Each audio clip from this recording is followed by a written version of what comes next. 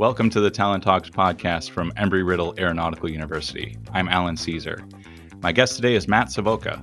He's Executive Vice President of Kutta Technologies, which is a manufacturer and supplier of command control communication software applications and components with a focus on government and defense applications. He graduated from Embry Riddle's Prescott Campus in 1994 with a degree in Aerospace Engineering. Matt, thanks so much for joining me today. Thanks for having me, Alan. All right. Did I get all that right at the top? You did. Yeah, that was good. All right. So you came to Embry Riddle. This is the part that really fascinates me. You came as a non-traditional student, and you started sort of not straight out of high school, but in your mid-20s. What were you doing at the time, and why did you decide to leave that illustrious career and go to college? Yes, it was extremely illustrious. I was was actually out of my house, my mom's house at 17 years old. So my senior year of high school was pretty much living with my sister and working at Peter Piper Pizza, and so once I graduated high school, it was my first thought wasn't I need to go to college. My first thought was I still need to pay my rent somehow and buy myself a car. So it was a lot of working fast food type jobs.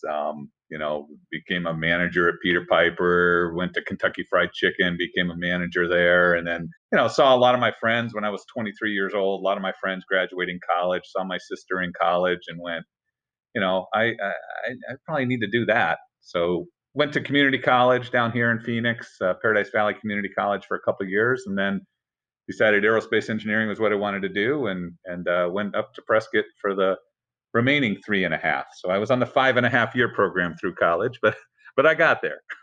There you go. I think I took about 5-6 years as well. I'm curious, what was the draw of aerospace engineering in particular and the Prescott campus? Well, it was, and again, I didn't have this traditional sense of, high school counselors helping me figure out what it was I wanted to do. I did have a friend, my friend Tom, who had gotten an aerospace degree. I'd always been good at math and pretty good student overall and wanted to do engineering. And I did have a friend at community college who wanted to be a pilot. And so he's the one who introduced me to Embry Riddle. He was like, "Hey, let's take a road trip up to Embry Riddle and check the campus out." So I drove up there with him and just fell in love with the campus once I saw it. And I just kind of looked down the degree programs and went, well, they have aerospace engineering. I guess I'll do that. And so that was how I got into it. It wasn't really, wasn't some big grand plan. It was, I stumbled into it a little more than anything. If you went up there in the early 90s, it was still a lot of the old slump block buildings. The campus wasn't all that old at the time yet. No, it wasn't. Yeah, one of the first big ones they built wasn't even there yet. So it was all just the little huts that we had. And that was what drew me to it, really. It just felt, I don't know, it felt welcoming. And just walking around the campus, I just remember just saying that I could actually go to school here. This would be amazing. And so that's what I did. Yeah. So were you, when you ended up there, were you still working full time as well as going to school full time? I was, yeah. So at the time I was bartending to get myself through college. So when I moved up here, I got a little apartment, got a job bartending at the Prescott Mining Company at the time, and then the Gurley Street Grill and a couple other places up there. And so yeah, so during my time in college, I ended up getting married. I had a child and was working. So it wasn't, like you mentioned, it wasn't the traditional path that most of the kids take today, or even back then.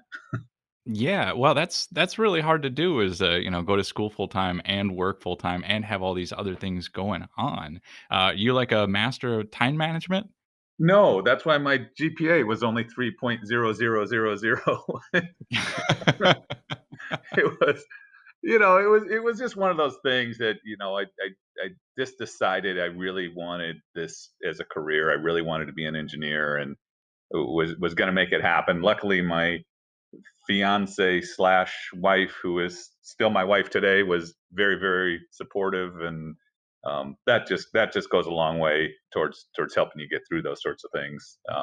But you're right. Yeah, it was difficult because you work, you go to school during the day. Being a bartender at night means you get off at 1 a.m. You come home, you do some homework and get back up and go back to school and do it the next day. So yeah, it was a bit of a struggle at times. Right, right. A lot of college students who are leaving the bar at 1 in the morning aren't necessarily leaving work. That's right. Yeah, they've got their homework done already. Yeah, right. So you were also president of the Student Government Association at the time. How did you end up deciding to do that? Well, that was due to one of my good friends up there, my friend Russ Knack. He's the one who basically convinced me to run in the first place. He was editor in chief of Horizons, the newspaper, and at the time, Dr. Sliwa was the president of the university, and there was a lot of talk about moving the campus from Prescott to down to Williams Air Force Base. And Russ got wind of that, and as the editor in chief of the paper, he pulled me aside one day and said, "Listen, you got to run for student government president. I'll be editor in chief of this newspaper, and we got to fight this." I was like, "Okay, let's do it." And so he helped me with my campaign. We had a whole big campaign plan worked out. I went and knocked on every single dorm room door and introduced myself to the students and said, "This is why I'm running," and I ended up winning, which was really a little bit of a surprise because, like I said, I was a non-traditional student. I was probably 28 years old at the time, but it also helped that I was a bartender in town. So, I did know a lot of the students and a lot of people, and I think that probably helped me out a little bit there too. But it was a fun time. It really, really was. Really enjoyed my time. Got to sit on the board of trustees for that year for the school, and just yeah, really enjoyed that. Do you think you were able to, were you able to succeed in keeping? Well, I guess obviously Prescott is still in Prescott. That's right. I like to think that we made a difference there. Russ would write articles once a month about what was going on, and there was Joyce Lobbs was one of the administrators there, and she got me all the addresses of all the parents of the students at Prescott campus. So I wrote out a letter to them all, and I said, "Here's what's going on. Here's what the president wants to do." And then I included the fax numbers. At the time, it was fax numbers of all the board of trustee members, and said, "Please pick 5 of these. Pick the chairman of the board, and then 4 others, and send them your support for the Prescott campus." And at the next board meeting, the chairman of the board stood up and gave me the floor first and said, "My fax machine hasn't stopped for a week." He said, "I think that student government president in Prescott had something to do with that." And he said, "I think he takes some of the blame for that. Do you have anything you want to say?" And I said, "I won't take the blame, but I'll take the credit for it." And just kind of explained our position and that how beautiful Prescott was, what a great campus it was, and we didn't want to see it moved. And Dr. Smith at the time was he's still at the Prescott campus. He was the faculty rep, and he also played a big role in a lot of the documentation they submitted to the board to keep the campus here. And yeah, we think we played a role in that, and so we're pretty proud of that. That's great. That's great. Um, are you still like close with any of your classmates from the time? Yeah, a couple of my best friends, Cam and Russ, are we're definitely still great friends. Talk a lot, see each other a lot. And our class, we try to do a 10-year. We did a 10-year reunion, a 20-year reunion, a 25-year reunion.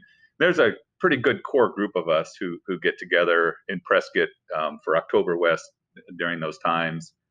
So we do stay in touch, and it's really really great. That's cool.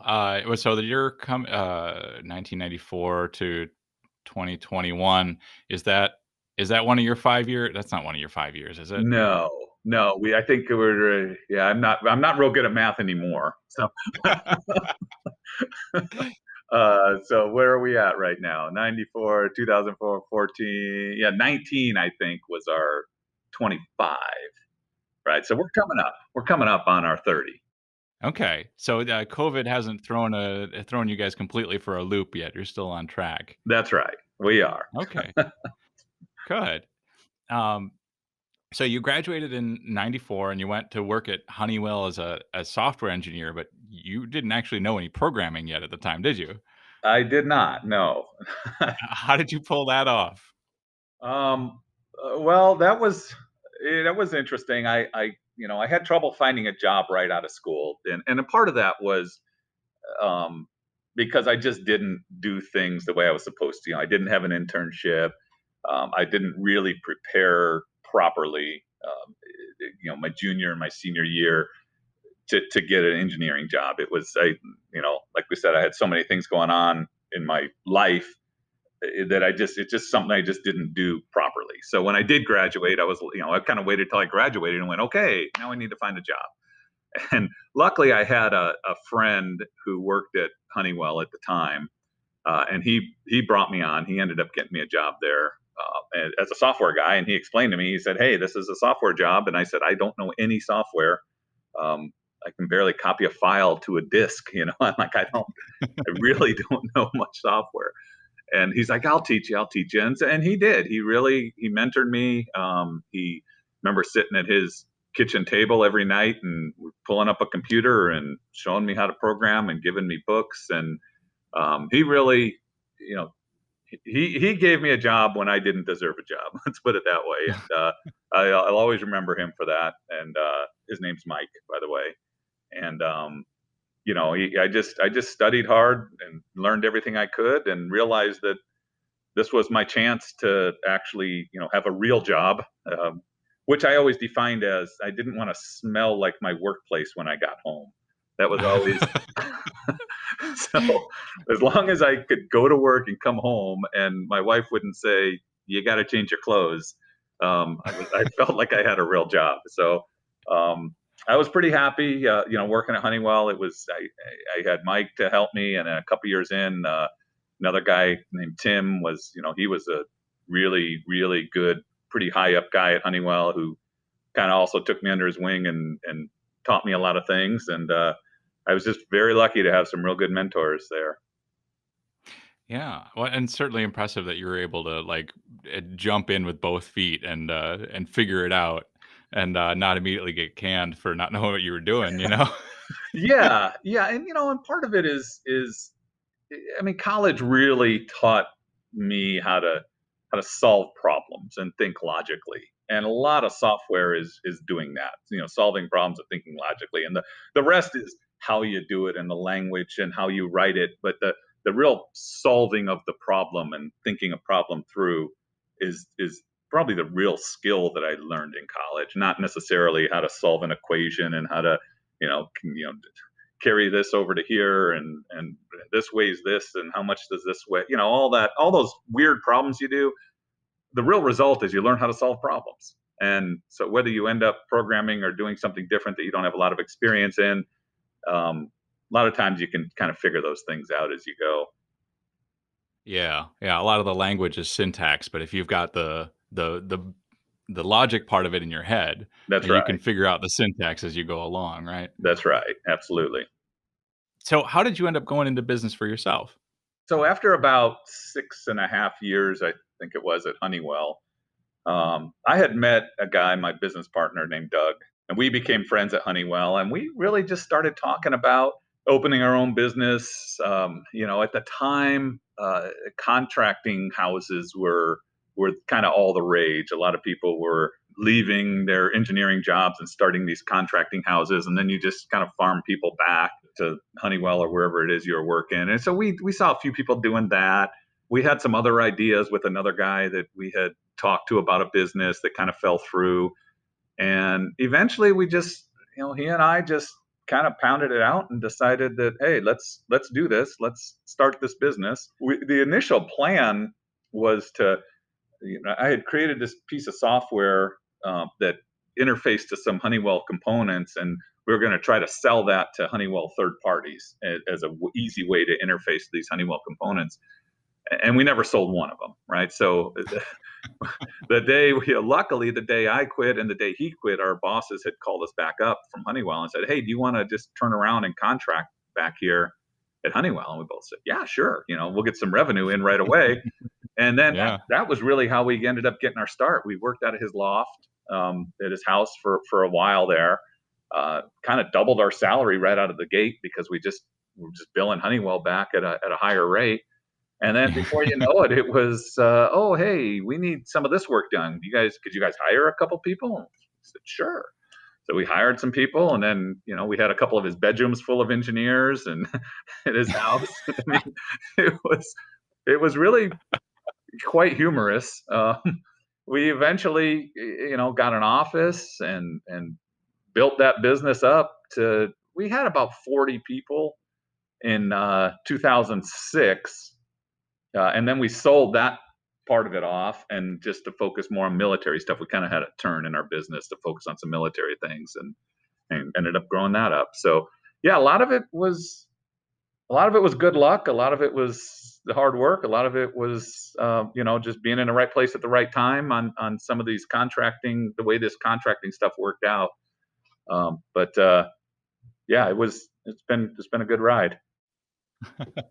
So what you do is these sort of control and communications modules for unmanned systems. From what I've seen, is that we're talking about like a handheld computer that you use to sort of remotely pilot a drone.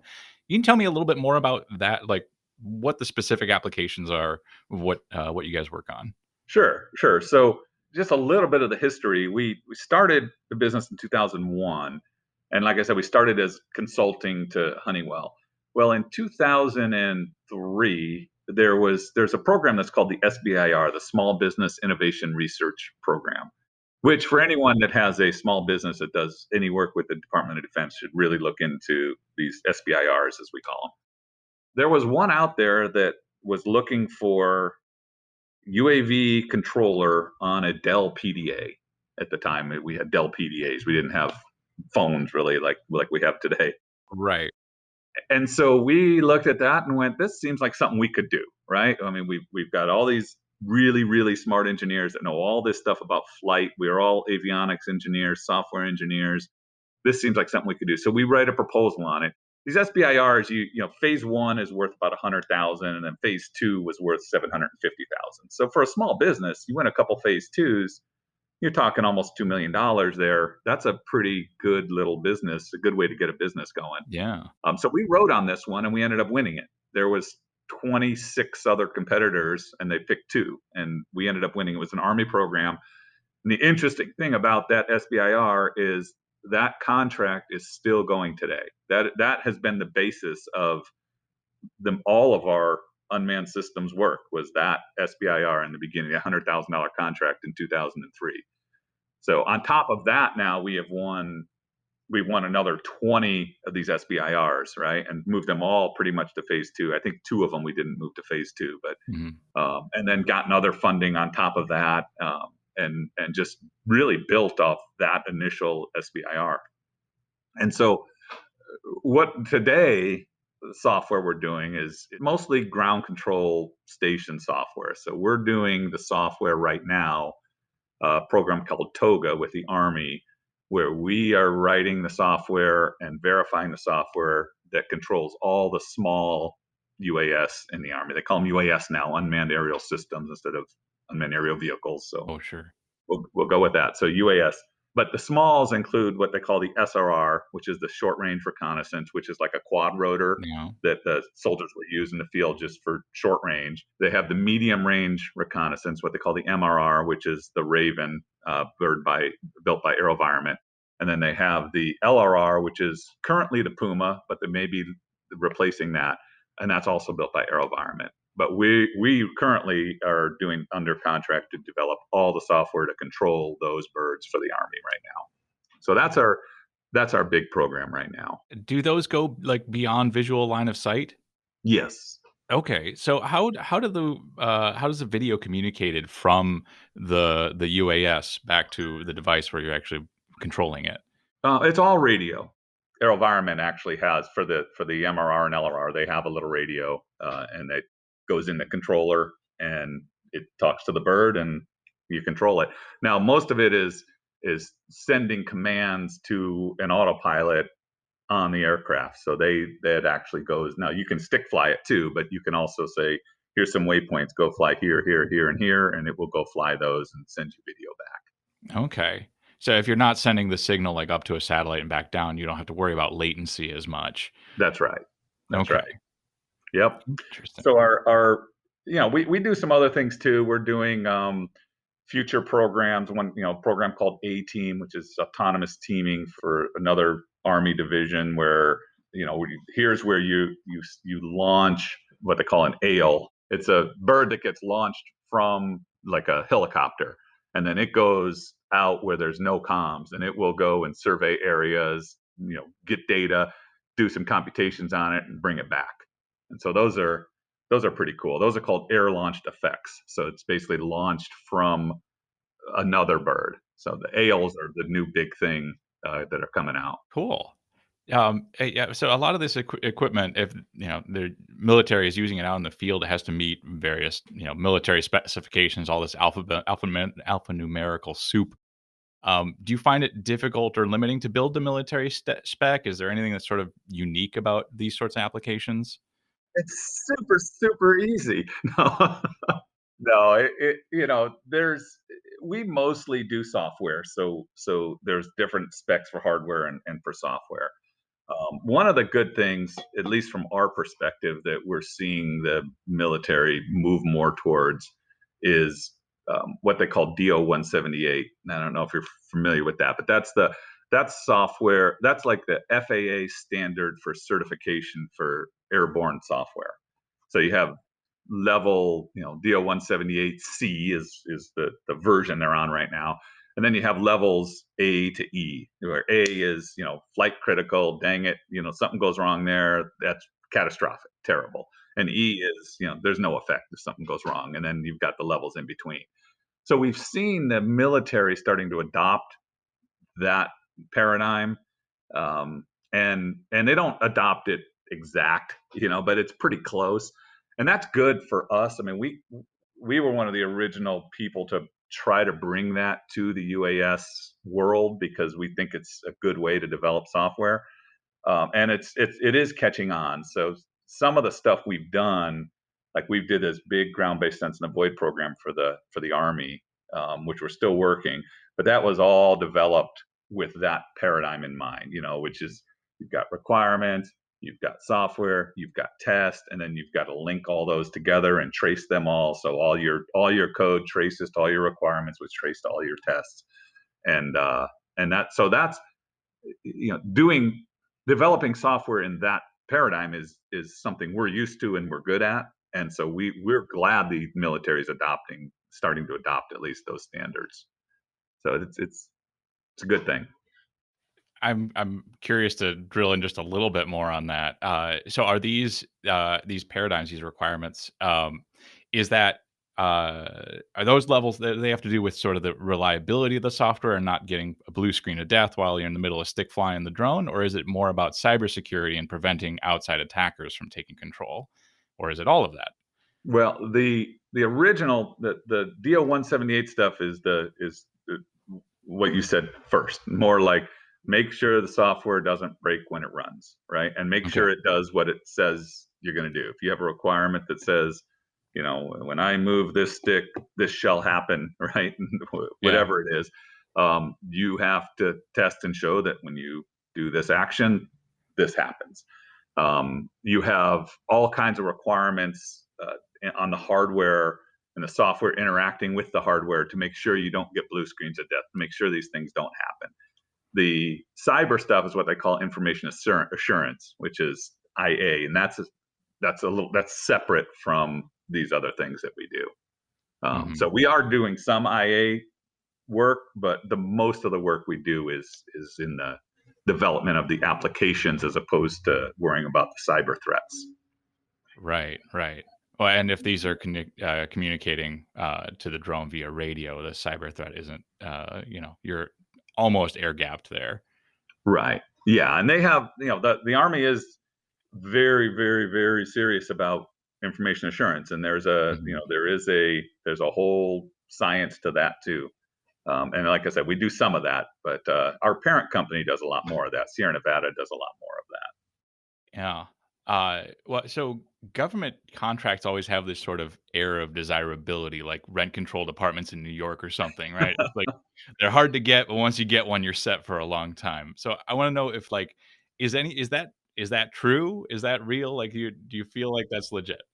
You know, we hear all the time about, the $500 hammer and these sorts of things that people, charge these government contracts, all these crazy things. And we get audited so much that I don't know how anyone gets away with that stuff in the government contracting world, honestly.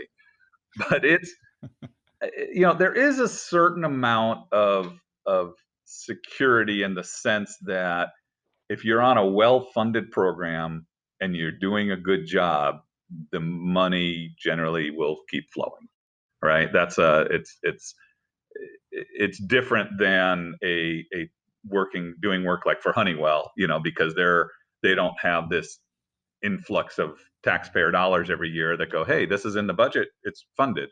When you're doing work for a private company, sometimes they just decide, hey, we're not going to do this anymore, and they go a different direction, and you're gone. Government is a little different. You've got a program of record that's got a funding line to it, and you get on that, and every year you're going to get X amount of funding. That's great, but it's not that easy, right? Because there's a whole lot of programs that you get that are $500,000, and you do that, and then you're scratching and clawing for the next couple 100,000, and then the next million, and the next this. And so it is a battle. It's Contracting is difficult. Trying to find contract vehicles, contract mechanisms so that they can give you money. It's not like a private company, again, who they can just say, okay, here's your money. The government, you have to have these contract vehicles, and you've got to be on these different vehicles, and it's tough. It's tough, but overall, it's worked out very well for us. So we've got a lot of fun work and a lot of good contracts. That's great. Now you've established a scholarship here at Embry Riddle, and a little bit of an unusual one at that. Can you tell me a little bit about it? Sure. So, I talked a little about my background, right? Where I wasn't Mhm. a traditional student. I did have to work, like truly work through college. Did get married in college and had a kid in college. And so there was, unless I was Albert Einstein, I was not getting a 4.0 GPA. There's just no way. I just didn't have the time. But I also really needed help financially, and and so whenever I would look at scholarships, they were never there for me. Right? I literally was a 3.000 student, and I had a need, but there was no real. I don't know, it was difficult to find scholarships, and so I wanted to create a scholarship that I would have qualified for when I was in school. And so that was my intent, and my wife's intent when we created this was, we wanted a GPA of 3.4 or below.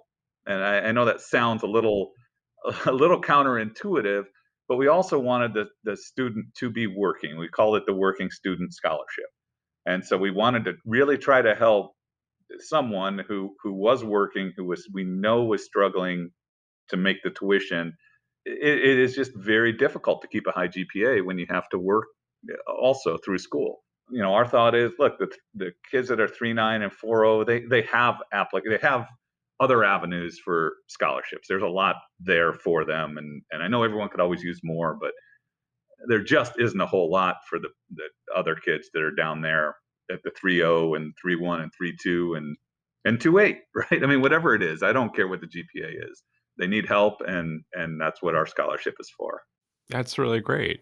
All right. Well, Matt, so we're going to take a short break and then we're going to continue on to the lightning round. All right, thank you. Did you recently get a new job or a promotion or a major award?